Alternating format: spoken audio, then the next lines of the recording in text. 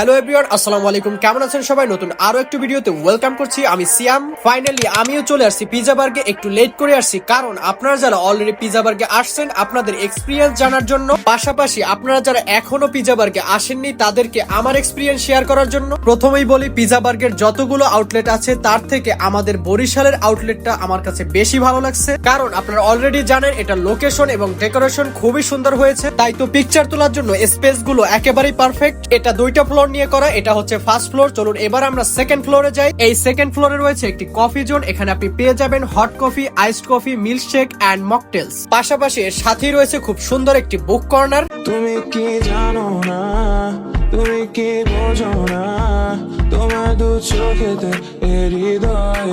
এবার বলবো তাদের মেনু কার্ড সম্পর্কে। মূলত আপনারা জানেন তাদের পিজা গুলো 4টি সাইজের হয়, small, medium, large and family. আর হ্যাঁ, তাদের 3টি pizza most popular: 1 barbecue meat mashing, 2 the everything, 3 বড়লোকি পিজা। তাদের বিহেভিয়ার খুবই ভালো, কারণ আপনাকে যে কোনো কিছু জানানো এবং বোঝানোর ক্ষেত্রে তারা খুবই হেল্পফুল। বাই দ্য ওয়ে, আমি মূলত একটা পিজাই ট্রাই করব, তাই আমি দ্য এভরিথিং পিজাটা অর্ডার করি। আপনারা জানেন কোনো কিছু অর্ডার করলে এরকম একটা অ্যালার্ম পেয়ে যাবেন, মানে যখন আপনার ফুড হয়ে যাবে এটা অটোমেটিক অ্যালার্ম বাজতে শুরু করবে। ফাইনালি আমার পিজা হয়ে গেছে, এবার টেস্ট করার পালা।